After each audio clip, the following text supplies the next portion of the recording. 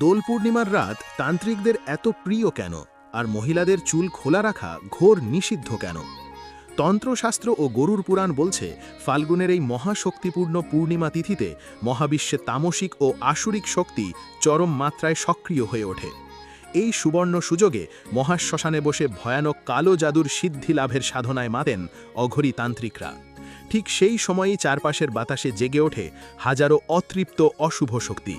প্রাচীন সনাতন বিজ্ঞান অনুযায়ী সূর্যাস্তের পর নারীদের হাওয়ায় ওড়া খোলা চুল ও তীব্র সুগন্ধি নেতিবাচক তরঙ্গ আকর্ষণ করার এক শক্তিশালী মাধ্যম হিসেবে কাজ করে।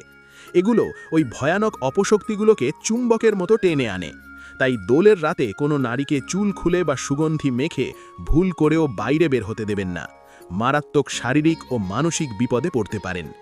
বসে বসে পুণ্য অর্জন করতে চাইলে ভিডিওটিতে একটি লাইক দিন এবং কমেন্টে অবশ্যই রাধে রাধে লিখুন, যাতে আরও সনাতনীদের কাছে এই ভিডিওটি পৌঁছয়। এখানেই শেষ নয়। তোমার যদি এই ভিডিওটা ভালো লাগে তাহলে দয়া করে একটিবারের জন্য চ্যানেলে ঢুকে দেখবে। আমি গ্যারান্টি দিচ্ছি এই ধরনের পৌরাণিক কাহিনী ও শ্রীকৃষ্ণের লীলা কথা লং ভিডিও আগে কোথাও দেখোনি। তাই দয়া করে একবার অন্তত পক্ষে দেখে নিও। আর হ্যাঁ, সাবস্ক্রাইব করতে ভুলো না যেন।